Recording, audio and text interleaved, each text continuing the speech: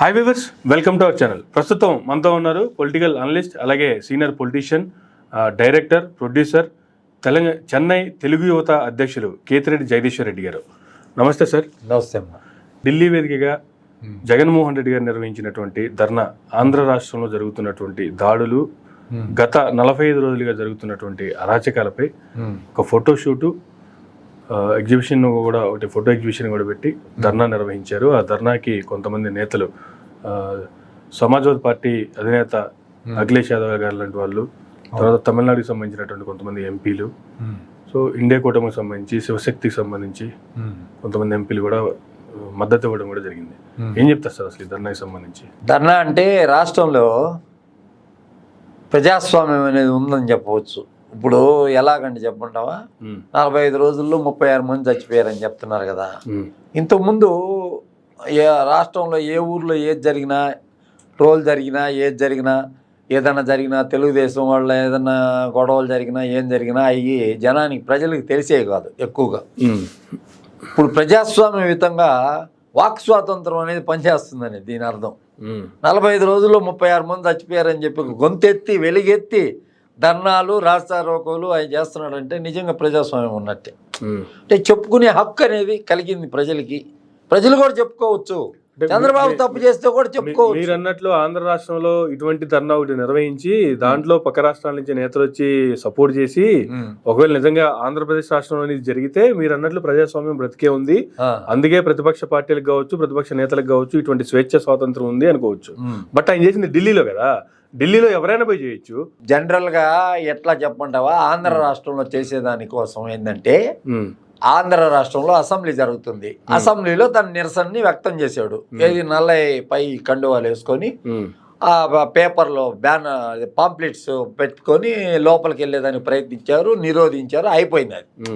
ఆ ఎపిసోడ్ ఇక్కడతో అయిపోయింది. అంటే ఢిల్లీలో ఎందుకంటే ప్రధానంగా ఇప్పుడు రాజకీయం జరిగేదంతా ఏంటంటే, ఎన్డీఏ ప్రభుత్వం అక్కడ కొంచెం వీక్గా ఉంది కాబట్టి ఎన్డీఏకి ఒక జలక్కిచ్చేదానికోసం ఒక ప్రయత్నం ఇది.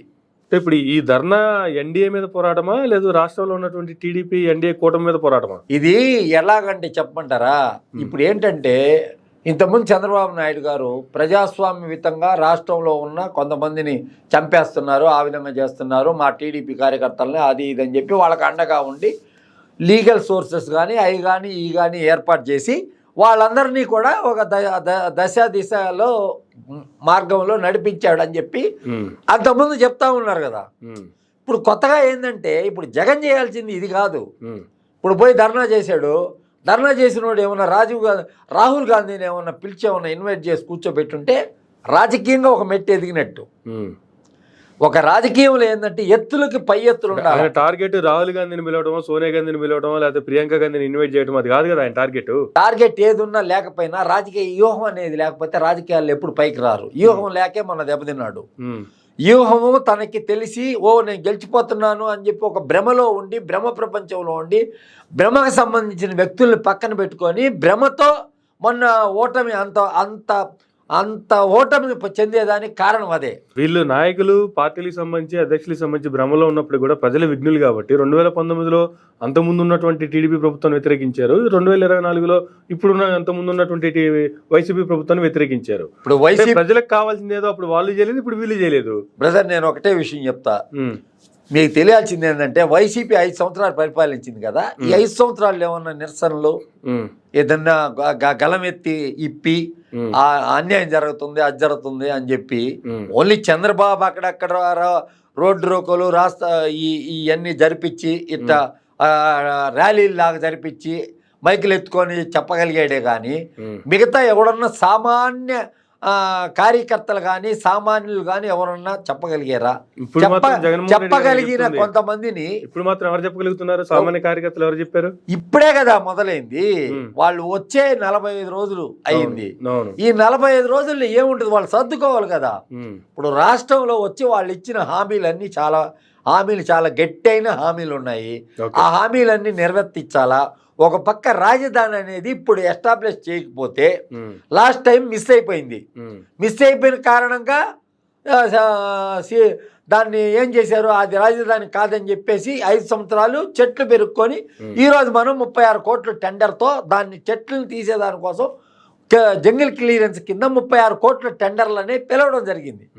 కాబట్టి నేనేం చెప్తానంటే అది లేకుండా అక్కడ అన్ని రకాలుగా అభివృద్ధిదాయకంగా జరిగినప్పుడు ఏ కంపెనీలు వస్తాయి, ఎంత అభివృద్ధి జరుగుతుంది, ఇండస్ట్రియల్ గ్రోత్ ఏమొస్తుంది, చుట్టూ రైళ్ళు చుట్టూ వచ్చి రోడ్లు, అది కానీ ఇంటర్ కనెక్షన్ రోడ్లు అవన్నీ ఏర్పాటు చేయాల్సిన బాధ్యత ముందు అసలు చంద్రబాబు నాయుడు గారి మీద ఉంది. మిగతా సంగతులు పక్కన పెడితే అతను ఈ 5 ఏళ్లలో చేయకపోతే అతను ఆయన పార్టీ ఇంకా జీవితంలో ఎప్పుడు కూడా జనాలు నమ్మరు. ఎందుకంటే ఒక స్లోగన్ ఏ స్లోగను, రాజధాని నిర్మాణం, రాజధానే లేదు అని చెప్పిని రాజధాని నిర్మాణం ఖచ్చితంగా మేము అమరావతిని చేస్తామనే ఒక నినాదంతో ముందుకొచ్చాడు. ఆ ముందుకొచ్చిన కారణంగా ఈరోజు రాజధాని అనే దాన్ని ఏర్పాటు చేయవలసిన అవసరం అయితే తప్పకుండా చంద్రబాబు నాయుడు గారికి ఉంది. ఎందుకంటే ఆయన ఒకవేళ ఫ్యూచర్ పాలిటిక్స్ గురించి తెలుగుదేశం భవిష్యత్తుకి ఇప్పుడు ఆయన రాజధాని నిర్మాణం చేయనంత మాత్రాన పవన్ కళ్యాణ్కి ఏమి పెద్ద ఎఫెక్ట్ ఉండదు.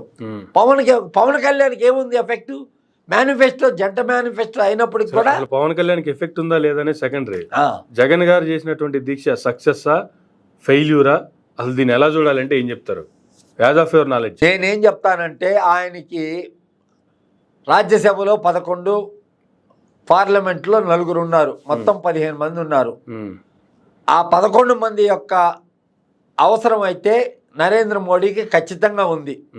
ఏదైనా బిల్లులు పాస్ అవ్వాలంటే మనలాగా ఇక్కడ జరిగింది చూడండి, ఎమ్మెల్సీ కౌన్సిల్ని రద్దు చేసేస్తాము, వాళ్ళు ఇక్కడి నుంచి అక్కడ బిల్లు పోతే పాస్ కాకపోతే కోర్టుకి వెళ్ళి ఇట్లెళ్ళి రచ్చ జరిగింది కదా. ఇక్కడ కొన్ని రోజులు రద్దు కూడా చేస్తారని చెప్పారు కదా. అట్లా ఉండదు, అది ఎగువ సభ అంటారు, దాన్ని అనేది ఎగువ సభ అంటారు. కాబట్టి ఏంటంటే దానికి ఒక గొప్పతనం ఉంది, దానికి ఒక రాజ్యాంగంలో దానికి ఒక ప్రముఖ స్థానం ఉంది. కాబట్టి ఏంటంటే అక్కడ 11 మంది అవసరం. ఈ 4 మంది సంగతి వదిలేయండి, ఈ 4 మంది వాళ్ళకి అవసరం లేదు. ఎందుకని చెప్పమంటారా, ఇప్పుడు జేడిఎస్ అయితేమి, అదేవిధంగా తెలుగుదేశం పార్టీ అయితేమి, లేకపోయినా చిన్న చిటక పార్టీలన్నింటినీ చేర్చుకొని ఆ మ్యాజిక్ ఫిగర్కి దగ్గరగా ఏర్పాటు చేసుకొని ఉన్నాడు నరేంద్ర మోడీ. కాకపోతే ఏంటంటే రాజ్యం నడపాలంటే, బిల్స్ పాస్ కావాలంటే ఈ పార్టీ యొక్క అండదండలు ఉండాలా, రాజ్యసభలో కంపల్సరీ ఉండాలా అనేది దాని గురించి ఇప్పుడు ఆలోచిస్తున్నారో లేదో అనే సంగతి మనకు తెలీదు. కాకపోతే ఏంటంటే ఇప్పుడు యాక్చువల్గా అయితే రాజకీయ వ్యూహం అనేది తెలిసిన వ్యక్తులు అనుకో ఏం చేస్తారంటే చెప్పమంటావా, ఫస్ట్ వచ్చి రాజకీయంలో శాశ్వత శత్రువులు ఉండరు, శాశ్వత మిత్రులు ఉండరు, ఎవరు ఉండరు. ఇప్పుడు తెలుగుదేశం అనే పార్టీ కాంగ్రెస్ యొక్క విధానాలకు వ్యతిరేకంగా ఏర్పాటైన పార్టీ. అసలు ఈ వీటన్నిటి గురించి ఇప్పుడు అధికారంలో ఉన్నటువంటి ఆ కూటమి గురించి మాట్లాడుకుంటే 2014లో 3 పార్టీలు ఒకవేళ పవన్ కళ్యాణ్ గారు జనసేన తరఫున పోటీ చేయకపోయినా సపోర్ట్ ఇచ్చారు. ఇటు ఎన్డీఏ, ఇటు పక్క టీడీపీ కలిపే ఉన్నారు. 2019 వచ్చేటప్పటికి ఎవరికోళ్ళు విభేదించారు, ఎవరికోళ్ళు సపరేట్ గా పోటీ చేసుకున్నారు. మళ్ళీ 2024 వచ్చినప్పుడు మళ్ళీ 3 కలిపి ఈసారి పవన్ కళ్యాణ్ గారు కూడా పోటీ చేసి, దానికంటే గొప్పది అసలు రామారావు అసలు కాంగ్రెస్ కుక్క మూతి పుంజులని చెప్పి ఇట్లా అట్లా మాట్లాడితే పోయిన ఎలక్షన్ లో కాంగ్రెస్ తో తెలంగాణలో టీడీపీ అలయన్స్ అయింది కదా. అంతకంటే ఇంకా చెప్పదగిన ఉదాహరణ ఏముండదు ఈ దేశ రాజకీయాల్లో. నార్త్ లో ఇప్పుడు వీళ్ళు ములాయం సింగ్ యాదవ్ పార్టీ ఉంది, ఆ పార్టీకి కాంగ్రెస్ కే ఉండేది ఒకప్పుడు బిఎస్పీ, ఆ పార్టీ ములాయం సింగ్ యాదవ్ పార్టీ ఒకటిగా ఉంటూ అలా గెలుచుకుంటా వచ్చేవాళ్ళు. ప్రతి రాష్ట్రంలో కాంగ్రెస్ కి వ్యతిరేకంగా ఉండేది. బీజేపీ అనేది అసలు చాలా కొన్ని సంవత్సరాలుగా అసలు దాని జవసత్వాలే లేవన్నమాట ఈ దేశంలో.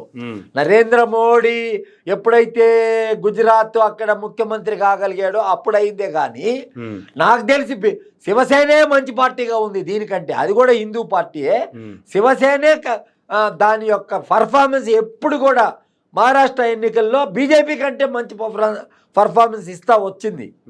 కాబట్టి నేనేం చెప్తానంటే ఈ రాజకీయ వ్యూహం అనేది చాలా అవసరం. రాజకీయాల శాశ్వత శత్రువులు ఉండవు, శాశ్వత మిత్రులు ఉండరు. ఈ రోజు వచ్చి ములాయం సింగ్ యాదవ్ కొడుకు అఖిలేష్ వచ్చాడు అనుకోండి.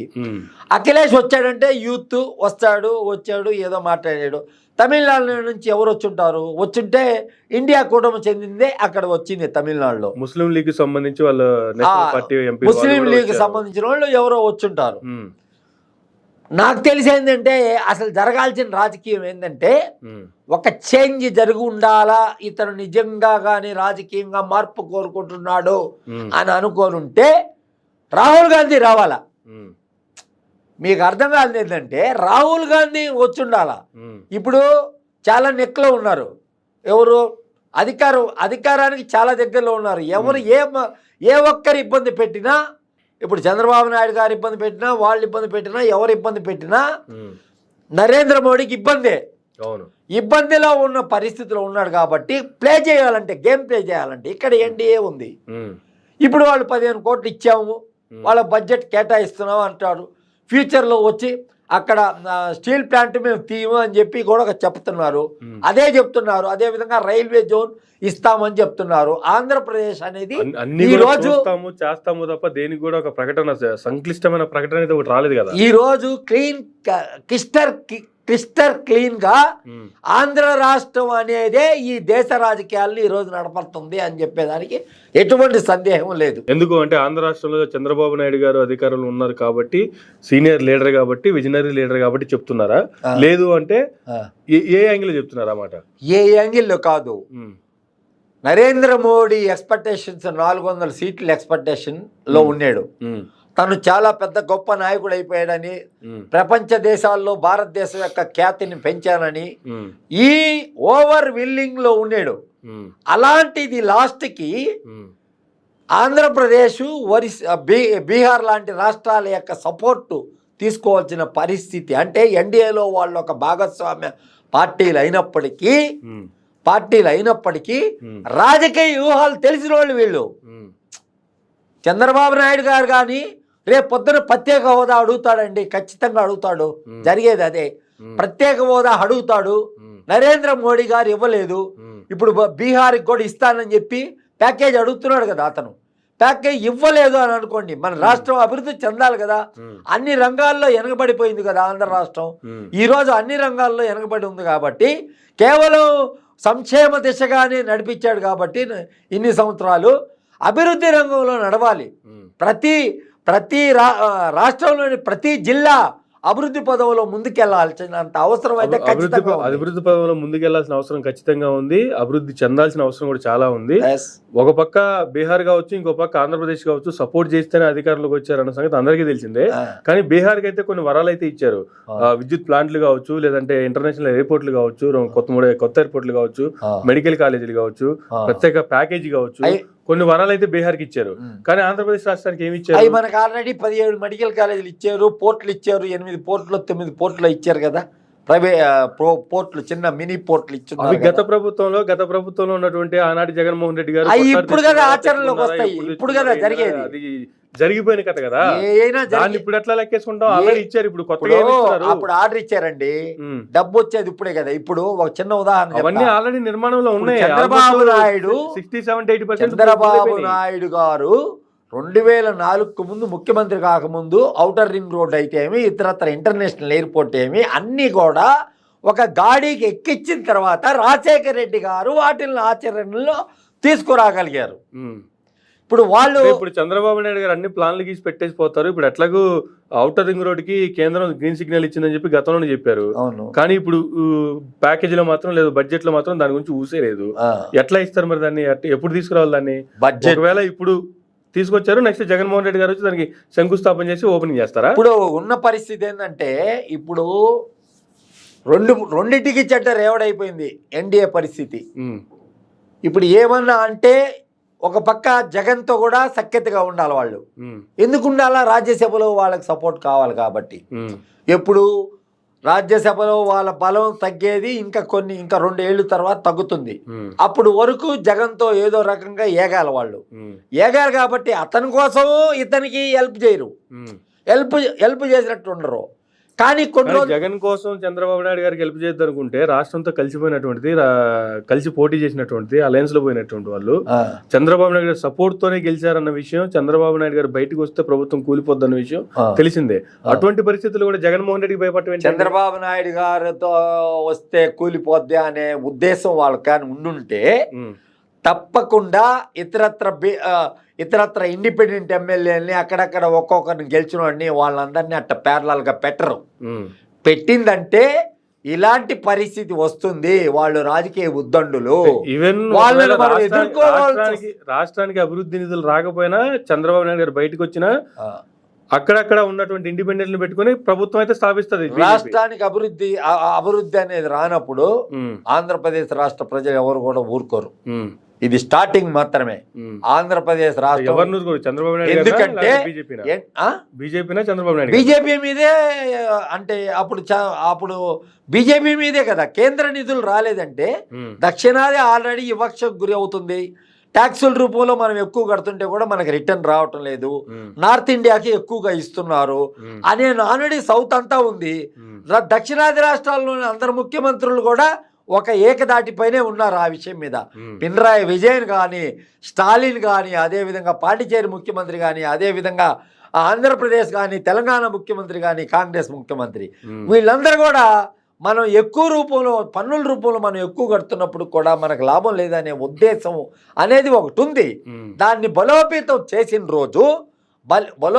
చేసిన రోజు తప్పకుండా ఆంధ్ర రాష్ట్రం ఈసారి, ఎందుకంటే నరేంద్ర మోడీకి జనం లేరు కాబట్టి, నరేంద్ర మోడీకి ఆంధ్రప్రదేశ్ అదేవిధంగా బీహార్ లాంటి రాష్ట్రాలే దిక్కు కాబట్టి ఈసారి ప్రత్యేక హోదా ఉద్యమం అనేది తప్పకుండా కూడా ఉధృతమైన పరిస్థితుల్లోకి త్వరలో రాబోతుంది.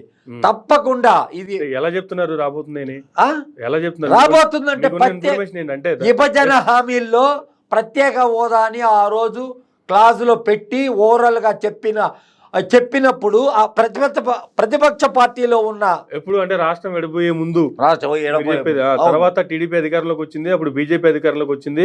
ప్రత్యేక హోదా అనేది ముగిసిపోయిన అధ్యాయం అని వాళ్ళు చెప్పారు.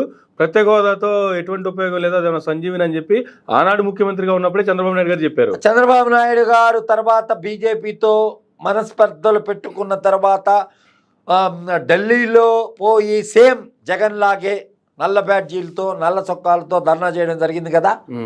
ఆంధ్రప్రదేశ్ రాష్ట్రాన్ని ఆదుకోవాలని చెప్పేసి, అన్ని రంగాల్లో ఆదుకోవాలని చెప్పి చెప్పడం జరిగింది కదా, చెప్పాడు కదా. ఇప్పుడు తర్వాత జరిగిన సరే, ఇప్పుడు కూడా నేను చెప్తున్నాను కదా, ఇప్పుడు కూడా కొన్ని రోజుల తర్వాత అంటే త్వరలో బీజేపీతో విడిపోబోతుందంటారా? త్వరలో బీజేపీకి వీళ్ళు ఇచ్చే ఎజెండా ఇదే. ప్రత్యేక హోదా ఎజెండా ఇస్తారు, లేదా మా రాష్ట్రాన్ని ప్యాకేజ్ అన్నారు కదా, ప్యాకేజ్ రూపంలో 2 లక్షల కోట్లు కానీ 3 లక్షల కోట్లు కానీ అడగడం జరుగుతుంది. ఎందుకంటే రాజధాని డెవలప్ చేయాలన్నా 15,000 కోట్లే క్యాపిటల్ పేరు పెట్టి, అది అమరావతి అని కూడా పేరు కూడా చెప్పకుండా కేవలం ఫర్ క్యాపిటల్, అది కూడా గ్రాంట్ ఇవ్వట్లేదు. ఓ డిఫరెంట్ బ్యాంకుల నుంచి, ఏషియన్ బ్యాంక్స్ నుంచి రుణం రూపేనా ఇప్పిస్తున్నటువంటి పరిస్థితి. అది కూడా దానికి వాళ్ళు బడ్జెట్ లో పెట్టాల్సిన అవసరం ఉంది. రుణం ఇవ్వాలంటే కలిసి ఉన్నారు, వాళ్ళకి సపోర్ట్ చేసి, కేంద్రం సపోర్ట్ చేసి రుణం తెచ్చుకోవచ్చు కదా. ఇప్పుడు రుణానికి కూడా బడ్జెట్ లో పెట్టి మేము 15,000 ఇప్పిస్తామని చెప్పి చెప్పుకోవాల్సిన అవసరం ఉందా? రాష్ట్రం దానికి ఆంధ్రప్రదేశ్ రాష్ట్రం సంతోషపడాల్సిన అవసరం ఉందా? ఇప్పుడు దేశంలో 29 రాష్ట్రాలు 7 కేంద్ర పాలిత ప్రాంతాలు ఉన్నాయి. మన ఆంధ్ర కంటే 175 అసెంబ్లీ స్థానాలు ఉన్న ఆంధ్ర కంటే మిగతా రాష్ట్రాల్లో, ఇప్పుడు తమిళనాడు రాష్ట్రంలో 232, అదేవిధంగా అక్కడ కర్ణాటక కానీ, మధ్యప్రదేశ్ కానీ, కొన్ని రాష్ట్రాల్లో ఉత్తరప్రదేశ్ లాంటి రాష్ట్రాల్లో ఎక్కువ మంది శాసనసభ్యులు ఏరియా డిస్టెంట్ కానీ ఎక్కువ ఉన్న ఏరియా అది. ఇప్పుడు ఒక రాష్ట్రానికి విడిపోయిన రాష్ట్రం కాబట్టి స్పెషల్గా ఏదన్నా ఈ 15,000 కోట్లు అనేవి రిలీజ్ చేయడం జరిగిందే కానీ ఇతర రాష్ట్రాలకి బ్యాంకుల ద్వారా తీసుకునే హక్కునిచ్చారు. బ్యాంకుల ద్వారా తీసుకునే హక్కును కూడా ఇవ్వలే. బ్యాంకులకి మేము మద్దతు ఇస్తామన్నారు అంతే. బ్యాంకులు ఇచ్చే రుణానికి కేంద్రం మద్దతు ఇస్తుంది. షూరిటీ మద్దతే, ఇంక మద్దతు షూరిటీ ఇప్పిస్తామన్నారు అంతే. ఎప్పుడు ఎలా ఏందనేది కూడా దాని మీద క్లారిటీ లేదు. ఇప్పుడు దేశవ్యాప్తంగా చర్చ ఏం జరుగుతుందో తెలుసా? కాంగ్రెస్ పాలిత రాష్ట్రాల్లో ఆంధ్రప్రదేశ్ కి, బీహార్ కి నరేంద్ర మోడీ అనే వ్యక్తి కావాలని ఫండ్స్ ఎక్కువ ఇచ్చాడు, ఏమి అవసరాలను ఇచ్చారండి? ఎక్కువ ఇచ్చాడు. బీహార్కి ఇచ్చాడు కదా. ఇచ్చారండి? సరే బీహార్కి ఇచ్చారు, ఓకే, కాదంటలేదు. ఆ. ఆంధ్ర రాష్ట్రానికి ఏమి ఇచ్చారు? ఆ. ఏమి ఇచ్చారు? అనే వాదాన్ని ఇక్కడ తెలంగాణలోనే ఇప్పుడు అసెంబ్లీ జరుగుతుంటే అసలు తెలంగాణ అదే సంబంధించి తెలంగాణలో అసలు అదే తెలంగాణ- వాదనే కదా జరుగుతుంది. అసలు ఆంధ్రప్రదేశ్ రాష్ట్రానికన్నా 15,000 కోట్లు ఏషియన్స్ బ్యాంక్స్ త్రూ రుణాలు ఇప్పించేదానికి మద్దతు ఇస్తామని చెప్పి ఒక కామెంట్ అనే చేశారు. అసలు తెలంగాణ ఊసేలేదు కదా, జీరో బడ్జెట్ కదా తెలంగాణకి. ఏది ఏమైనా బ్రదరు, ఈసారి గవర్నమెంట్ అనేది తప్పకుండా ప్రత్యేక హోదా, ప్రత్యేక ప్యాకేజ్ మీద ఒక 100% ఒక చర్యలు అనేవి తీసుకుంటారు. ప్రజలు అనేవాళ్ళు ఇన్ని రోజులు ఇప్పుడు ఆ రోజు ఏమన్నారు జగన్మోహన్ రెడ్డి గారు, అయ్యా ఆయనకి మన అవసరం లేదు కాబట్టి మనం ఏం చేసుకోలేము వాళ్ళ దగ్గర అని అన్నాడు. ఉన్నోడు గమ్ముగా ఉండొచ్చు కదా. అన్నిట్లో బిల్లుల్లో పాస్ అయ్యేదానికి అతనికి మద్దతు ఇచ్చాడు కదా. అన్నిటికీ మద్దతు ఇచ్చారు కాబట్టి, అన్నిట్లో సపోర్ట్ చేశారు కాబట్టి, రాష్ట్రానికి కూడా సపోర్ట్ కావాల్సినటువంటి సపోర్ట్ తెచ్చుకున్నారు కాబట్టి 17 మెడికల్ కాలేజీలు కావచ్చు, పోర్టులు కావచ్చు, ఫిషింగ్ హార్బర్లు కావచ్చు, అన్ని నిర్మాణాలు జరుగుతున్నాయి అంటే, పోలవరానికి రావాల్సినటువంటి అప్పటి వరకు ఇవ్వాల్సినటువంటి నిధులు సగం రిలీజ్ అయినాయి అంటే వాళ్ళ ఉద్దేశం ఏంటంటే పోర్టు గీట్లు వస్తే రాష్ట్రం కొంచెం ఆర్థికంగా కొంచెం బలపడుతుంది, బలపడినప్పుడు మన అవసరం ఉండదు అనే ఒక ఉద్దేశంతో ఇట్లా మెడికల్ కాలేజీలు వచ్చినాయి అనుకో, రాష్ట్ర వాటా ఉంటది కదా మెడికల్ కాలేజీలో, అదే విధంగా హాస్పిటల్స్ కూడా డెవలప్ అవుతాయి కదా. ఇవన్నీ కూడా ఏంటంటే వాళ్ళ ఉద్దేశం ఏంటంటే ఇన్ఫ్రాస్ట్రక్చర్ డెవలప్ చేద్దాము, అదే విధంగా రోడ్ ఫెసిలిటీస్ కానీ, కోస్టల్ కారిడార్ కానీ ఇలాంటివి చేస్తే వాణిజ్య పరంగా ఆంధ్ర రాష్ట్రం డెవలప్ అయినప్పుడు మనం డబ్బులు ఇచ్చే అవకాశం ఉండదు అనే ఒక ఉద్దేశంతో ఉంటుందన్నమాట. కానీ ఇవన్నీ జరగని రోజు మాత్రం ప్రజలు అనేవాళ్ళు రోడ్డు మీద ఖచ్చితంగా వస్తారు. ఆంధ్ర రాష్ట్ర ప్రజలు మీరు మనం ఏదో తెలంగాణ ఉద్యమం అనేది చూశారు, ఇప్పుడు జనాలు తెలంగాణ ఉద్యమం చూశారు. ఈ రోజు ఏంటంటే ఆంధ్ర రాష్ట్రంలో అందరు కూడా ఎవరు పనులు లేకుండా ఎవరు లేరు కాబట్టి ఏదో పని చేసుకుంటా అట్లా ఇట్లా ఉన్నారు కాబట్టి ఉద్యమాలు ఆంధ్ర ఉద్యమం సపరేట్ మొన్న తెలంగాణ ఉద్యమం లాగా అక్కడ జరగలేదనంటే జరగలేదనే ఫీలింగ్ ఉంది. కానీ ఈ ప్రత్యేక హోదా మీద నిరుద్యోగ సమస్య అనేది ఎక్కువ అవుతుంది కాబట్టి ఇప్పుడు ఉన్న ఏంటంటే చిన్న చిన్న సమస్యలు, ఇప్పుడు లిక్కర్ సమస్య, ఇప్పుడు జగన్ ఓడిపోయేదానికి కారణమైన అన్ని కూడా రెక్టిఫై అయిపోతాయి ఆటోమేటిక్గా.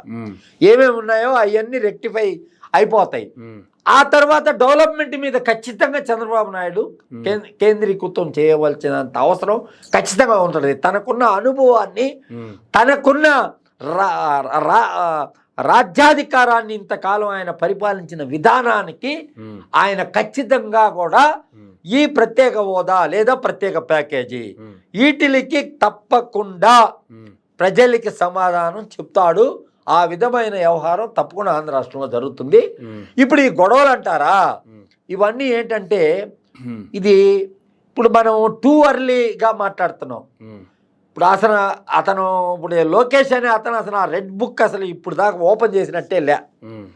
దానికి నేను ప్రత్యక్ష సాక్షిని. నేను ఆ ఎమ్మెల్యే పేరు చెప్పను కానీ నేను ఇటీవల చంద్రబాబు నాయుడు గారిని కలవడం జరిగింది. ఓకే, జరిగినప్పుడు నా ముందే ఒక ఎమ్మెల్యే ఒక తప్పు చేశాడు. ఆ ఎమ్మెల్యే చేసిన తప్పు ఏంటంటే ఒక వైసీపీకి చెందిన ఒక ఆఫీసునో ఇల్లునో కూలగొట్టడం జరిగింది.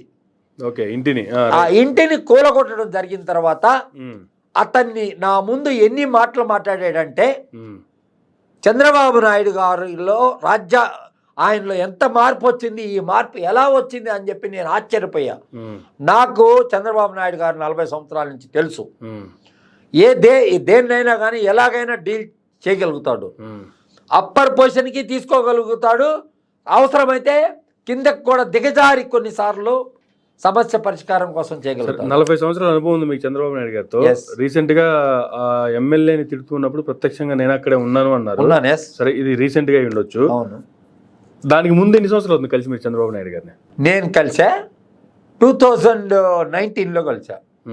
ఏది బిఫోర్ ఎలక్షన్. అదే ఏపీలో కలిసా. సో ఆఫ్టర్ 5 years మళ్ళీ కలిసాను. నా కోసం చెన్నైకి వచ్చాడు 2 సార్లు జయలలితతో మాట్లాడేదానికి.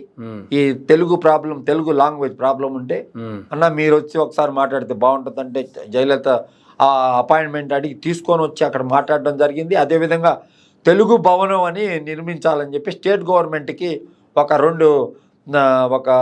300 సెంట్లో ఎంతో భూమి అక్కడ గవర్నమెంట్ కేటాయిస్తే దాన్ని కట్టమని అడగడం జరిగితే దాన్ని సర్వే చేసే దానికోసం పంపించాడు. అదేవిధంగా పొట్టి శ్రీరాములు హాల్ అని దాన్ని ఇది చేసేదాన్ని. మనం ఏ సమస్య మీద పోయినా చంద్రబాబు నాయుడు గారు ఆ సమస్యలు తీర్చిస్తారు. 100%. గతంలో మీరు చూసినటువంటి చంద్రబాబు గారికి ఇప్పుడు 5 సంవత్సరాల అధికారం కోల్పోయిన తర్వాత మరలా అధికారంలోకి వచ్చిన తర్వాత కలిసిన చంద్రబాబు నాయుడు గారికి డిఫరెన్స్ జగన్ వల్లనే అతను మారిపోయాడు మనిషి. సరే, జగన్ వల్ల ఒకే మాటలో చెప్పాలంటే ఇప్పటికి చంద్రబాబు నాయుడు గారిలో అతను అన్న ఒక మాట నీకు చెప్తా. ఆ ఎమ్మెల్యే అంటారా? ఆ ఎమ్మెల్యేని అతను అన్న మాట ఒక్కటి చెప్తా. ఆ ఒక్కటి చాలు చంద్రబాబు గారు. ఆ ఒక్కటి చాలు, ఇంకా వేరే ఏమి దాని గురించి మాట్లాడాల్సిన అవసరం లే. ఏమన్నాడంటే చంద్రబాబు నాయుడు గారు, ఇప్పుడు ఇన్ని రోజులు ప్రజలు అతని యొక్క పరిపాలనలో అరాజకం ఉందని చెప్పి అనుకున్నారు కదా. ఇప్పుడు మనమే వచ్చి అదే రకమైన పనులు చేస్తే మనల్ని ఎవరు హర్షిస్తారు? వాళ్ళ అసెంబ్లీలో ఆ విధంగా బిహేవ్ చేశారని, ఇవన్నీ ఓటర్ అనేవాడు బయటకి చెప్పుకోలేక ఓటు రూపంలో చూపించి మనల్ని గెలిపించి 164 స్థానాలను మనకిచ్చి చేసినప్పుడు అతను చేసిన పనే మీరు చేస్తారు. అతన్ని ఏ విధంగా ప్రజలు తిరస్కరించారో అవన్నీ గుర్తు పెట్టుకొని మీరు నడుచుకోండి. ఇవన్నీ నా దగ్గర కుదరవు. ఇదే చెప్పారు, ఇదే చెప్పాడు, యాజ్ ఇట్ ఈస్ గా ఇదే చెప్పాడు. ఇవన్నీ నా దగ్గర కుదరవు. ఏదన్నా సంఘ విద్రోహ శక్తులు ఏదన్నా చెలరేగిపోయిన రోజు మాత్రం వదిలిపెట్టను. కానీ మీరే చట్టాన్ని మీ చేతిలో తీసుకునేదానికి ప్రయత్నిస్తే మాత్రం నేను అడ్డుకట్ట వేస్తాను. తప్పకుండా వారిని అరెస్ట్ చేస్తాను, వారు తెలుగుదేశం కార్యకర్తలైనా కూడా అని చెప్తే నేను ఆశ్చర్యపోయాను. అంటే ఈ మార్పు జగన్ వల్ల జరిగిందా? జగన్ వల్ల జరిగిందేమో, జగన్కి పీపుల్ ఇచ్చిన మ్యాండేటా వల్ల జరిగిందేమో అని నాకు అనిపించింది. అంతకుముందు ఎప్పుడు చంద్రబాబు నాయుడు ఆ రకంగా ఎప్పుడు మాట్లాడాల. ఎవరైనా చెప్తున్నా కూడా తట్టేసి పంపించేసేవాడు. కానీ ఇంత ఇదిగా నా ముందు చెప్పాడు ఆ మాట అతనితో. అంటే మీరున్నారు అని కూడా అవసరమైనా సరే తెలిసినా సరే పర్లేదని చెప్పి అన్నారా? లేదు, ఆయన అంటున్న సమయంలో లేదు, ఆయన ఉదయంలో ఉన్నదాన్ని ఎల్లగక్కాల నేనున్నాను అంటే జనరల్ గా మూడో వ్యక్తి ఉన్నప్పుడు చంద్రబాబు గారు అలాంటి మాటలు మాట్లాడారు. కాదు నేనేం థర్డ్ పర్సన్ కాదు. ఆయనకి తెలిసిన ఆయన్ని, ఆయన క్యారెక్టర్ తెలిసిన వ్యక్తిని. నా వల్ల ఆయనకి ఇబ్బంది లేదు. ఓకే, నేను ఎందుకు చెప్తున్నానంటే, ఇది కూడా ఎందుకు చెప్తున్నానంటే, ఆయన హింసను కోరుకోవటంలే. కాబట్టి ఏంటంటే ఆయన మంచి మార్గాన్ని కోరుకుంటున్నాడు. వాళ్ళ కొడుకు రెడ్డి డైరీ రాసినప్పటికీ ఆ రెడ్డి డైరీలో ఈ రోజు వరకు ఒక్క పేజీ కూడా తిప్పలే. ఆయన తిప్పలేదంటే చంద్రబాబు నాయుడు ఆపుతున్నాడు దాన్ని. ఓకే, అర్థమైందా? అది చంద్రబాబు నాయుడు ఆపుతున్నాడా, అదేమన్నా పవన్ కళ్యాణ్ ఆపుతున్నాడా అనేది త్వరలో తెలుస్తుంది మనకి. ఓకే, అర్థమైందా? నాకు తెలిసి ప్రత్యక్షంగా నేను చూశాను కాబట్టి అది ఆపేది చంద్రబాబు నాయుడు గారు మాత్రమే. సరే, రాష్ట్రంలో పరిస్థితులు చూసుకుంటే చంద్రబాబు నాయుడు గారే రెడ్ బుక్ ను కూడా ఆపేశారు అనేటువంటిది మీరు చెప్తున్నటువంటి వాదన, మీరు చూసినటువంటిది, మీరు విన్నటువంటిది. కానీ చంద్రబాబు నాయుడు గారు హింస కోరుకోవట్లేదు, హింస జరుగుతున్న హింసను ఆపుతున్నారు అనుకున్నప్పుడు ఒక పక్క జగన్మోహన్ రెడ్డి గారు 45 రోజుల్లోనే ఇన్ని దారుణాలు, ఇన్ని హత్యలు, ఇన్ని బిల్డింగ్లు కూల్చేయటాలు, లేదంటే ఇంత ఆస్తి నష్టం జరుగుతుందని చెప్పి విత్ ఫోటో ఎగ్జిబిషన్ తో సహా ఆయన ఢిల్లీలో ధర్నా చేశారు కదా. అంటే నార్మల్ గా ఏదో జరుగుతుంది అని వేగ్గా ప్రజా కామెంట్ చేయకుండా వీటిల్లో విత్ ప్రూఫ్స్ తో చేస్తున్నారు కదా. ఇవన్నీ ప్రూఫ్స్ కనిపిస్తున్నాయి కదా రాష్ట్రంలో. మరి వీటిల్లో మెయిన్ గా కొన్ని మాత్రం ఆ ఎలక్షన్ కమిషన్ రూల్ చేసింది చూడు, అప్పుడు జరిగిన సంఘటనలు కొన్ని. ఆల్మోస్ట్ ఒక 8 days ఉంది, 1 week to 8 days ఉంది. 8 days తర్వాత 12వ తారీఖు ప్రమాణ స్వీకారం 24వ తారీఖు వచ్చింది. చేయక ముందు వాళ్ళ కంట్రోల్లో ఉన్నప్పుడు చాలా జరిగినాయి ఇది వైలెంటిక్ వ్యవహారాలన్నీ. ఇప్పుడు ఈ వినుకొండ సంఘటన అంటావా, అది దాంట్లో చాలా డిఫరెంట్ ఆఫ్ ఒపీనియన్ ఉంది. వాళ్ళు ఇద్దరు ఒకే పార్టీ అని. I'm talking not only Vinukonda, లేకపోతే విజయవాడలో జరిగింది, లేకపోతే ఇంకొక మీరు అన్నట్టు ఎమ్మెల్యే దగ్గర నుంచొని ఒక బిల్డింగ్ ను కూలగొట్టాడు, ఎలాంటివని కాదు. జరుగుతున్నవి ఈ రోజు వరకు జరిగినవి. ఆయన విత్ ఫోటో ఎగ్జిబిషన్ పెట్టారు కదా, ఎక్కడ నార్మల్ గా కూర్చొని ఇలా జరుగుతుంది అనేటువంటి ఒక వేగ్ స్టేట్మెంట్ అయితే లేదు కదా. ఇప్పుడు అవన్నీ రికార్డే కదా, ఫోటో స్టేట్మెంట్ ఉందంటే అన్ని రికార్డే కదా. ఏమండి, ఇప్పుడు కొన్ని ఫ్యాక్షన్, ఇప్పుడు ఇంకా అసలు దగ్గర మొదలు కాల. ఇప్పుడు అసలు దగ్గర మీరు అన్నారు ఇంకా రెడ్ బుక్ ఓపెన్ అవ్వలేదు అని. ఫ్యాక్షన్ ఏరియాలో ఇంకా మొదలు కాల. ఫ్యాక్షన్ ఏరియాలో కానీ రెడ్లు కానీ టచ్ చేశారనుకో, అక్కడ రెడ్లే ఉంటారు కదా అపోజిషన్, అక్కడ ఇంకా హత్యలని జరగడం మొదలవుతాయి ఫ్యాక్షన్ జిల్లాల్లో. అది లేదు కదా, అది జరగలేదు కదా. అది జరిగితే అదే కానీ జరిగితే రాష్ట్రం శాంతి భద్రతలు క్షీణించాయని చెప్పవచ్చు.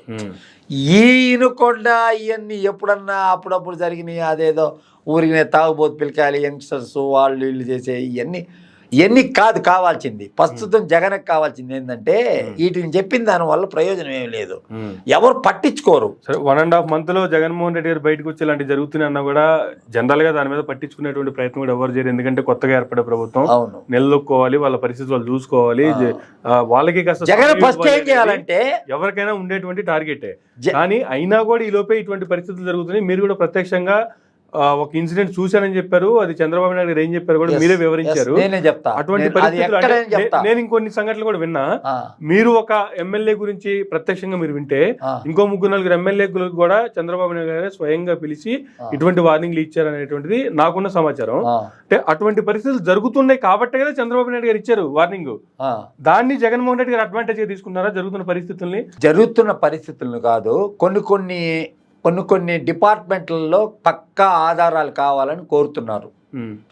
చంద్రబాబు నాయుడు డిపార్ట్మెంట్లో ఏ డిపార్ట్మెంట్లో ఇప్పుడు ఎలక్ట్రిసిటీ డిపార్ట్మెంట్లో అన్యాయం జరిగింది, శ్వేతపత్రం, ఇట్లా కొన్ని జరుగుతూ ఉన్నాయి. ఆ శ్వేతపత్రాలు గత ప్రభుత్వంలో దీంట్లో ఎంత జరిగింది లేదా ఎంత విధ్వంసం చేశారు, ఇవన్నీ కొత్త గవర్నమెంట్ వచ్చిన తర్వాత గతంలో 2014 నుంచి 19 వరకు చంద్రబాబు నాయుడు గారు ఉంటే ఆ తర్వాత జగన్మోహన్ రెడ్డి గారు వచ్చి వీళ్ళు కూడా రకరకాల కామెంట్లు చేశారు. ఈ రోజు మళ్ళా చంద్రబాబు నాయుడు గారు వచ్చారు, గతంలో ఇన్ని జరిగినాయి అని చెప్పి ఎంత విధ్వంసం జరిగింది చెప్పి వాళ్ళు రకరకాల కామెంట్లు చేస్తారు. ఎవరు అధికారంలో ఓడిపోయిన వాళ్ళ మీద ఇలాంటివి కామనే కదా. బట్ ఇవన్నీ దాడులు డిఫరెంట్, జరుగుతున్నా లేదంటే జరిగిన అవినీతిని బయటికి తీయటం డిఫరెంట్ కదా. నేను ఒకటే చెప్తాను బ్రదరు, దీనికి పరిష్కారం ఏంటని చెప్పమంటారా? ఇప్పుడు 175 అసెంబ్లీ కాన్స్టిట్యున్సీలు ఉన్నాయి, స్ట్రక్చర్ లేదు పార్టీకి. ఏ పార్టీకి? వైఎస్ఆర్సీపీకి ఉండవలసిన జిల్లా కమిటీలు కానీ ఎక్కడ గ్రామ కమిటీలు కానీ అవన్నీ కూడా బలంగా లేవు. ఎక్కడెక్కడ సత్తు అయిపోయారు. ఎందుకు అయిపోయారంటే అంతకు ముందు ఉన్న వాళ్ళందరూ డబ్బులు సంపాదించలేని పరిస్థితుల్లో జగన్ కార్యకర్తలందరూ నిరుత్సాహంగా ఉన్న కారణం ఉంది కదా. ఇప్పుడు కొత్త జనరేషన్ని తీసుకొచ్చి ఇతను ఏం చేయాలంటే, ఇంతకుముందు ఓదార్పు యాత్రలు పాదయాత్రలు చేసేవాడు కదా, అట్లా చేయకుండా ఒక దగ్గర కూర్చోబెట్టి ఒక రచ్చబండలాగా పెట్టుకొని ప్రజల యొక్క బాధలు, నేనేం తప్పు చేశాను, నన్ను ఎందుకు ఓడించారు అని అతను నేరుగా తెలుసుకొని దాని ప్రకారం పార్టీని డెవలప్ చేసుకొని స్ట్రక్చర్ని డెవలప్ చేసుకొని పార్టీని డెవలప్ చేసేదాని గురించి ఎదుటోడి మీద బురదేసే సంఘటనలు ఉన్నాయి. ఇంకా ఇప్పుడే కాదు, ఇంకా రాబోయే రోజుల్లో చాలా ఉన్నాయి. రాజకీయ ఎత్తుగడలో చాలా ముందు ఉండాలా. నీ పక్కనున్నోళ్ళు నువ్వు ఎప్పుడైతే కొట్టే వాళ్ళని పెట్టుకొని ఉన్నావో అన్నిటికీ నువ్వు చెప్పిన దానికి అంతా కొట్టుకుని పెట్టుకున్న దానివల్లనే ఈ రకమైన విజయాన్ని పొందలేకపోయావు. నువ్వు విజయం పొందలేకపోయే దానికి ప్రధానమైన కారణం నువ్వు చెప్పే ప్రతి ఒక్క దానికి ఎస్ అనే వాళ్ళనే పెట్టుకున్నావు. దాని మీద ఎన్ని కామెంట్లు చేసినా అపజయం అనేది జరిగిపోయింది. ఇప్పుడు అవతల ఆపోజిట్ పార్టీకి విజయం అనేది జరిగిపోయింది. ఎన్ని కామెంట్లు చేసినా ఏం చేసినా 5 సంవత్సరాల వరకు మళ్ళీ ఏది చేసే పరిస్థితి లేదు. ఇప్పుడే రద్దు చేయాలంటున్నాడు. జరుగుతున్న పరిస్థితుల ప్రభావం సమ్మతి అంటే ఏం చెప్తారు? ఏది రాష్ట్రంలో జరుగుతున్నటువంటి పరిస్థితుల మీదే కదా జగన్మోహన్ రెడ్డి గారు ఢిల్లీకి వెళ్ళి ధర్నా చేస్తున్నారు. సో ఇటువంటి పరిస్థితులు ఉన్నాయని చెప్పే కదా ఆయన ధర్నా చేస్తుంది. దానికి వివిధ పార్టీలకు సంబంధించినటువంటి పక్క రాష్ట్రాల్లో ఉన్నటువంటి ఎంపీలు కావచ్చు, వేరే పార్టీల అధ్యక్షులు కావచ్చు వచ్చి కూడా మద్దతు తెలిపినటువంటి పరిస్థితి. ఇండియా కూటమిలో చెందిన పెద్ద నాయకులు పెద్ద పార్టీలు చాలా ఉన్నాయి వాటిల్లో. దాంట్లో అఖిలేష్ యాదవ్ వచ్చాడని మీరు చెప్తున్నారు. మమతా బెనర్జీ పార్టీ నుంచి నేను చెప్పడం కాదు, అక్కడ వచ్చి కనిపించింది కదా, అందరికి మీడియా ముందు మాట్లాడారు. మీడియాలో మాట్లాడాడు, అఖిలేష్ యాదవ్ మాట్లాడాడు, నేను కూడా విన్నాను. అఖిలేష్ యాదవ్ మామూలుగా జనరల్గా అంతకుముందు కూడా ఒకసారి కూడా చంద్రబాబు నాయుడు గారు చేసినప్పుడు కూడా వచ్చున్నాడు. ఆయన వచ్చున్నాడంటే బీజేపీ యొక్క పాలసీలకి వ్యతిరేకంగా ఏమి చేపట్టినా వస్తారు. ఇది ఇండియా కూటమి యొక్క నిర్ణయం కాదు. ఇండియా కూటమి అంతా కూర్చొని 250 మంది దాకా ఉన్నారు కదా వాళ్ళు కూర్చొని మనం జగన్కి సపోర్ట్ చేయాలా అని చెప్పాలంటే వీళ్ళు ఈ రోజు జరిగిపోగానే 2 రోజుల్లో పోయేసి అక్కడ పోయి ధర్నాలు చేయడం కాదు.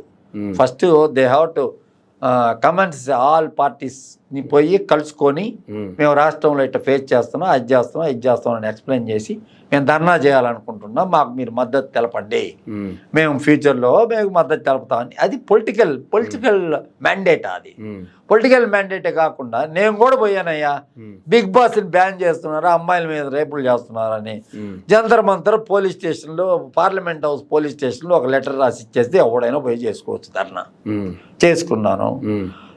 నేను చేసుకునేదానికి ఇప్పుడు జగన్మోహన్ రెడ్డి చేసుకునేదానికి తేడా ఉండదా? జగన్మోహన్ రెడ్డి చేస్తే దేశవ్యాప్తంగా ఉన్న మీడియా అంతా ఫోకస్ చేస్తారు కాబట్టి వాళ్ళు కూడా ఏమంటారంటే నేషనల్ మీడియా అంతా కూడా ఇంకా ఇప్పుడే కదయ్యా నాయుడు హెస్ కమ్, అభి ఆయే నాయుడుకో కైసా కైకో తక్లీ దేరావు ఐసా అని అంటే ఇది స్లోగన్. 45 డేస్లో 36 మంది చచ్చిపోయారు అది ఇది అని ఈ స్లోగన్ ఉంది. ఇది ఎంతవరకు పనిచేస్తుందో అనేది, ఇది పనిచేస్తుందా అనే దానికంటే ప్రస్తుతానికి ఈ ప్రజలు ఊహించే విధంగా ప్రజలు ఏమి ఊహిస్తున్నారు?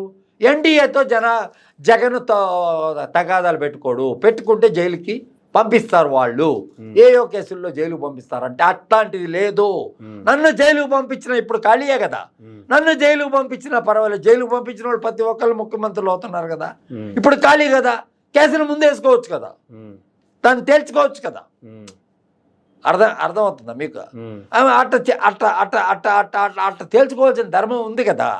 ఎవరో పోయి కోర్టులో కేసేసి కేసుని విచారించాలా అని చెప్పి ఎవరు హరిరామ జోగయ్య పోయి కేసేసి విచారించాలా అని వేసుకునే కంటే మనమే పిటిషన్ వేసి నా కేసు ఇన్ని రోజులు నేను బిజీగా ఉన్నానయ్యా, నేను ఇప్పుడు ముఖ్యమంత్రిగా లేదు, నా కేసుని విచారించండి అని అనాలి కదా. వీళ్ళు ఆ కేసు ఉన్నంత కాలము ఇలాంటి మాటలు వస్తానే ఉంటాయి. జగన్మోహన్ రెడ్డి ఎవరికి సపోర్ట్ చేయలేడు. ఇప్పుడు అధికారంలో ఉన్న నరేంద్ర మోడీ గుజరాత్ వాళ్ళు ఎట్లుంటారన్న సంగతి తెలుసు, అమిత్ షా వీళ్ళు ఎట్టుంటారన్న సంగతి తెలుసు. నువ్వు కాంగ్రెస్ సంగతి నువ్వు చూసావు కదా, కాంగ్రెస్ వాళ్ళే నేను జైలు పంపించారని చెప్తున్నావు కదా. అదే విధంగా నరేంద్ర మోడీ కూడా పంపిస్తాడు కదా, ఎందుకు పంపిడు, చాలా మందిని పంపిస్తున్నాడు కదా ఇప్పుడు. కాబట్టి ఏంటంటే నువ్వు చేయాల్సింది చెయ్యాలా ధర్మం. నువ్వు ఢిల్లీకి ఇమీడియట్గా ఇప్పుడు వెళ్ళేదానికంటే ఇంకా టైం ఉంది. సరే, ఒకవేళ ఢిల్లీలో జగన్మోహన్ రెడ్డి గారు ధర్నా చేయాల్సిన పరిస్థితి వచ్చింది, ఓకే, ఆయన ఎందుకు చేశారు? ఆయన పర్సనల్ ఎజెండా కోసం చేశారా, లేదు ప్రభుత్వం మీద దుమ్మెచ్చిపోయటానికి మాత్రమే చేశారా, లేదు ఎన్డీఏకి వ్యతిరేకంగా ఉన్నటువంటి వ్యక్తులందరినీ కూడగట్టడానికి మద్దతు సేకరించడానికి చేశారా? ఓకే, అది పక్కన పెడదాం. రాష్ట్రంలో జరుగుతున్నటువంటి పరిస్థితులకు సంబంధించి జనరల్గా నాకు కూడా ఒక 4-5 చంద్రబాబు నాయుడు గారు డైరెక్ట్ గానే పిలిచి వార్నింగ్లు ఇచ్చారనేటువంటిది నా దగ్గర ఉన్న సమాచారం. దానికి మీరు కూడా నేను ప్రత్యక్షంగా ఒక ఎమ్మెల్యేని అంటున్నప్పుడు నేనే ప్రత్యక్షంగా ఉన్నాను. చంద్రబాబు నాయుడు గారు అన్న మాటలు ఇవి అనేటువంటిది కూడా మీరు అక్షరం పుల్లు పోకుండా తెలుగు ఎగ్జాంపుల్ అధ్యక్షులు కాబట్టి యాస్టీజ్ గా తెలుగులో అక్షరం పుల్లు పోకుండా ప్రతిదీ అట్లా చెప్పేశారు. ఇక్కడ చంద్రబాబు నాయుడు గారు నేతల మీద పట్టు కోల్పోతున్నారా, లేదు చంద్రబాబు నాయుడు గారు ఆయన ఉద్దేశంలో ఆయనకి హింస ఇష్టం లేదు కాబట్టి కొద్ది రోజులు మమ్మల్ని వదిలేయండి అని చెప్పి లీడర్లే లీడ్ తీసుకొని ముందు మనం చేయాల్సింది చేద్దాము, తర్వాత బాబు గారి దగ్గరికి వెళ్ళి క్షమాపణ అడుగుదాము, జరిగిపోయిందని చెప్దాము అనేటువంటిది లీడర్లే ముందడుగు వేస్తూ దూకుడుగా ఉన్నారా? ఏం జరుగుతుందంటే అసలు లీడర్లు ముందడుగు వేద్దాము అని అనుకున్నారు, కానీ అక్కడ చెక్ పెట్టాడు అతను. ఇప్పుడు ఎగ్జాంపుల్ నీకు ఒక చిన్న ఉదాహరణ చెప్తా, నాకు సంబంధించిందే చెప్తా. మా తమ్ముడి పేరు కూడా కేతిరెడ్డి జగదీశ్వర్ రెడ్డి. అతను కావలిలో ఉంటాడు. కావలని మా సొంత ఊరు అది. అతను ఇంకొక అతను ప్రభాకర్ రెడ్డి అనే అతను వాళ్ళు చేసిన హింస వల్ల ఒక హరిజన్ సూసైడ్ చేసుకొని చచ్చిపోయాడు. ఓకే, ముస్సునూరు అనే గ్రామంలో చచ్చిపోతే చంద్రబాబు నాయుడు గారే ఆ ప్రదేశాన్ని విజిట్ చేశారు. చేసి ఆ యొక్క కుటుంబానికి నేను అండదండలతో ఉంటాను, నేను దీనిపైన చట్టపరమైన చర్యలు చేపడతానని ఆ కాలంలో చెప్పాడు. ఆయన ముఖ్యమంత్రిగా లేనప్పుడు, ప్రతిపక్ష సభ్యుడిగా ఉన్నప్పుడు. నేను మొన్న అపాయింట్మెంట్ అడిగితే, ఏమండి మీరు ఆ హత్య కేసులో ఉన్నారు కదా, ఆ సూసైడ్ కేసులో ఉన్నారు కదా అంటే, నేను కాదురా బాబు, నేను వేరు ఆయన వేరు, ఆయన చెప్పండి అయ్యా నాదని చెప్పండి అని నేను చెప్పా. ఇప్పుడు నన్నే ఆపారు. ఓకే, పిఏలు ఉంటారు కదా అపాయింట్మెంట్ వాళ్ళు, నన్ను ఆపారు. మీరు కావల్లో యాంటీ పార్టీ చేసి ఇప్పుడు వచ్చేందండి ఈ విధంగా మాట్లాడతారు అని అన్నాడు. నేను చెప్పాను, నేను కాదయ్యా, మా బ్రదరు, నేనుండే చెన్నైలో, మీరు ఆయన ముందు పెట్టండి, నేను ఒక లెటర్ ఇస్తా, జగదీష్ రెడ్డిగా ఒక లెటర్ ఇస్తా, నాకు అపాయింట్మెంట్ ఇస్తాడు ఇవ్వడు అంటే, అప్పుడు ఆయనే ఇచ్చాడు అపాయింట్మెంట్ నాకు. ఆయన ఇచ్చిన అపాయింట్మెంటే అది, ఖచ్చితంగా ఆయన ఇచ్చిన అపాయింట్మెంటే. కాబట్టి నేనేం చెప్తానంటే, అంటే ఇప్పుడు ఇవన్నీ ఉన్నాయి, ఆయన చెప్పినవి కూడా ఏమి చేసుకోలేని పరిస్థితుల్లో ఉన్నాడు చంద్రబాబు గారు, అంతే కదా. ఇప్పుడు నేనే చెప్తున్నాడు కదా, ఇప్పుడు ఆ ఫ్యామిలీకి ఆ రోజు మాట ఇచ్చాడు కదా. అవును, ఇప్పుడు అదే కావుల్లో ఇప్పుడు టీడీపీ ప్రభుత్వం వచ్చింది కదా. టీడీపీ ప్రభుత్వం నెల్లూరులో 10 అసెంబ్లీ కాన్స్టిట్యున్సీలు 10 వచ్చినాయి కదా. వచ్చినప్పుడు ఇప్పుడు ఆ కావలి అనే దగ్గర అది ఒక కంచుకోట లాగా ఉంది 3 సంవత్సరాల నుంచి, 3 టర్ముల నుంచి. అలాంటి దగ్గరే ఇలాంటి మాటలు చెప్పాడు, చేయలేదే ఇంకా. ముందు అతను అనుకున్న ప్రణాళిక ఏంటంటే, రాజధాని ఇతరత్ర పరిశ్రమలు తీసుకొచ్చి, రాజధాని కాకుండా రాష్ట్రంలో అక్కడక్కడ, విశాఖపట్నం అక్కడక్కడ కొంచెం వనరులు ఏర్పడేదానికి, ఫ్యాక్టరీలు వచ్చినప్పుడు ఆటోమేటిక్గా ట్యాక్సులు అవి మనకు వస్తాయి కాబట్టి, ఆ రకంగా ఏదో డెవలప్ చేద్దాము. ఈ కక్ష సాధింపు కంటే ప్రజల పట్ల, ప్రజల అవసరాల పట్ల, నిరుద్యోగ యువత పట్ల మనం ఒక శ్రద్ధ వహిస్తాం అనే ఉద్దేశంతో ఉన్నాడని పిచ్చింది నాకు. నేను చూసే 40 సంవత్సరాల నుంచి చూసిన చంద్రబాబు నాయుడుతో అయితేమి, అదేవిధంగా రాజశేఖర రెడ్డి గారు అయితేమి, వీళ్ళంతా బాగా క్లోజ్ ఫ్రెండ్స్, రోజు థిక్కెస్ట్ ఫ్రెండ్స్. సాయంకాలం అయితే థిక్కెస్ట్ ఫ్రెండ్స్ ఎమ్మెల్యే క్వార్టర్స్లో. ఇప్పుడు ఆడ పగలగొట్టిన ఆదర్శ నగర్ ఎమ్మెల్యే క్వార్టర్స్ ఆయన కేఈ కృష్ణమూర్తి, BTLN చౌదరి, వీళ్ళందరూ సాయంకాలం అయితే కూర్చునేవాళ్ళు. కూర్చున్నప్పటి నుంచి నేను చూస్తున్నా. ఓకే, కొంచెం ఏంటంటే రాజశేఖర రెడ్డి గారు, చంద్రబాబు నాయుడు గారు కొంచెం పరిపాలనా దక్షత, వాళ్ళు కొంచెం పీపుల్ థింకింగ్, అన్యాయంగా ఏదో చేసేద్దాము అనేది మాత్రం ఉండదు. ఎందుకు ఉండదంటే, వాళ్ళు దెబ్బలు తిని వచ్చిన వాళ్ళు రాజకీయాల్లో. అర్థమైందా? రాజశేఖర రెడ్డికి కాంగ్రెస్లో ఉండేవాళ్లే శత్రువులు. 20 సంవత్సరాలు పట్టింది అతను రాజకీయంలోకి అయ్యేదానికి. 20 సంవత్సరాలు అయితే ఒక ఓట్ బ్యాంక్ని మీ ఫాదర్ నీకు ఇచ్చిపోయాడు. ఇచ్చిపోయినప్పుడు 10 మంది చెప్పేది వినేదానికోసం వాళ్ళ తండ్రి పొద్దున లేచి ఫస్ట్ ఇంట్లో నుంచి వస్తా, వెనకింట్లో నుంచి వస్తా, అందరినీ కలుసుకొని లోపల వచ్చి తర్వాత ప్రజాప్రతినిధులను కలిసేవాడు, పబ్లిక్ని కలిసి. ఓకే, వాళ్ళ ఎమోషన్స్ వినేవాడు, చట్టపరంగా వాళ్ళకి అన్ని రకాలుగా చేసేవాడు. ప్రజలకి నేను ఊరికి పోయాను, ఓదార్పు యాత్ర చేశాను, అప్పుడు తాకానంటే ఆ తాకిన దానికి ఓటేశారు. ఇప్పుడు నువ్వు వాళ్ళ గురించి పట్టించుకోవట్లేదు కదా, పట్టించుకోవాలి కదా. నేను ఆ స్కీము ఈ స్కీమ్ అంటే స్కీము వదిలే, స్కీములు లేని కొన్ని ఉంటాయి కదా, అవన్నీ జరిగిపోయినాయి. వాటి గురించి మనం ఏం మాట్లాడినా ప్రయోజనం లే. రాజకీయ వ్యూహాలలో అతను నేర్పరి కావాలి. ఊరకనే మనం రాయలసీమ రాజకీయం, ఫ్యాక్షన్ రాజకీయాలలాగా ఉండదు రాజకీయం అంటే. ఎందుకంటే ఆంధ్రప్రదేశ్ ప్రాంతం సగం మేధావులతో నిండిన రాష్ట్రం. ఎక్కడి నుంచి మొదలైతే మేధావులతో సగం మేధావులు ఉంటారు. నీకు కావాలంటే స్వాతంత్ర సమరయోధులు ఎక్కువగా ఉన్న రాష్ట్రం ఆంధ్ర రాష్ట్రమే. రాయలసీమ, తెలంగాణ లేదు, ఆంధ్ర రాష్ట్రంలోనే ఎక్కువ మంది ఉండేవాళ్ళు. ఉప్పు సత్యాగ్రహం కానీ ఇతరత్ర ఏదైనా కానీ సక్సెస్ అయింది అందుకే. కాబట్టి ఏంటంటే వాళ్ళు చాలా తెలివిగా ఉంటారు. 5 సంవత్సరాలు జగన్మోహన్ రెడ్డి ఒకసారి ఓటేయమన్నాడు, వేసాము, ఆయన ఏం చేయలేదు. ఇప్పుడు మనం ఆయన ఏం చేయలేని పరిస్థితుల్లో ఓటు అనే అస్త్రం ద్వారా ఇన్ని రోజులు గమ్ముకున్నారు. ఇన్ని రోజులు ఎవరు అడగలేదు. ఆయన చేయలేదు కాబట్టి ప్రజలకు కావాల్సింది దగ్గర నుంచి దొరకలేదు కాబట్టి ప్రజలంతా తక్కువ మ్యాండేటరీ ఇచ్చారు, అన్ని తక్కువ సీట్లకే పరిమితం చేశారు. చంద్రబాబు నాయుడు గారికి గతంలో వైసీపీకి వచ్చిన దానికంటే మిన్నగా ఈవెన్ చంద్రబాబు నాయుడు గారే చెప్తూ ఉన్నారు, అసెంబ్లీలో చెప్పారు, బయట చెప్పారు. ఇది నేను కూడా ఎక్స్పెక్ట్ చేయనటువంటిది. తెలుగుదేశం పార్టీ ఏర్పాటు చేసిన తర్వాత ఎన్టీ రామారావు గారు ఉన్నప్పుడు కూడా ఇటువంటి మ్యాండేటరీ లేదు. ఈ రోజు ప్రజలు అట్లాంటి తీర్పు ఇచ్చారు. ఇది ఒక చారిత్రాత్మక తీర్పు అనేటువంటిది చంద్రబాబు నాయుడు గారు కూడా స్వయంగా అసెంబ్లీ వేదికగా కూడా చెప్పినటువంటి పరిస్థితి. బట్ ఇప్పుడు చంద్రబాబు నాయుడు గారి ముందున్న పరిస్థితి ఏంది అంటే లా అండ్ ఆర్డర్కి సంబంధించి కావచ్చు, రాష్ట్రంలో కావచ్చు, ఎమ్మెల్యేలు ఓవర్గా బిహేవ్ చేస్తుందానికి సంబంధించి కావచ్చు, లేదంటే ఎమ్మెల్యేలకి చంద్రబాబు నాయుడు గారు డైరెక్ట్గా వార్నింగ్ ఇస్తున్నారని సంబంధించి కావచ్చు. ఎస్పీలను కూడా మొన్నే వేసారు బ్రదరు, వేసింది కూడా మొన్నే వారం క్రితమే వేసారు. వాళ్ళు షార్ట్ అవుట్ చేస్తున్నారు. ఎందుకు షార్ట్ అవుట్ చేస్తున్నారు అంటే జిల్లాలు ఎక్కువైనాయి కదా, ఈ డిఎస్పీలను ఎస్పీలుగా వేయాల. జనరల్గా చిన్న చిన్న జిల్లా అర్బన్ డిస్ట్రిక్ట్స్ ఉంటాయి కదా, 7 కాన్స్టిట్యున్సీలకు ఒక జిల్లా అయిపోయింది కదా, అట్లాంటి దగ్గర మామూలు వేస్తారు. కమిషనర్ హోదా ఉన్న వాళ్ళని డీజీపీ డిఐజీ ర్యాంక్ వాళ్ళని వేస్తారు. కాబట్టి ఏంటంటే కొంచెం మంచోళ్ళు గెట్టోళ్ళు ఎవరెవరు ఉన్నారు, లూప్ లైన్లో ఉన్నారా అయ్యి వాళ్ళు చూడటంలే. వైసీపీలో అధికారంలో ఉన్న వాళ్ళని కూడా తీసుకుంటున్నారు, అది తప్పు. ఇప్పుడు టీటీడీ ఈవో ఉన్నాడు, అంతకుముందు ఎడ్యుకేషన్ సెక్రటరీయే కదా ఉన్నాడు, ఇప్పుడు ఉన్న ఈవో మంచి పొజిషన్లో ఉన్న వాళ్ళనే తీసుకుంటున్నారు. వాళ్ళ యొక్క బ్యాక్గ్రౌండ్ పెట్టి తీసుకుంటున్నారు. ఇప్పుడు వరకు పరిపాలన బాగానే ఉంది. పరిపాలన చెడిపోయినప్పుడు ఉద్యమించాల్సిన అవసరం తప్పకుండా జగన్మోహన్ రెడ్డికి ఉంది. అప్పుడు అట్లాంటి పరిస్థితి వచ్చినప్పుడు నేనే మీకు చెప్తా, నా ముందే ఈరోజు ఈ విధంగా చెప్పాడు. కానీ రెడ్ బుక్ అనేది ఓపెన్ అయ్యేది లేదు, రెడ్ బుక్ ఓపెన్ చేయడు, ఏది లేదు.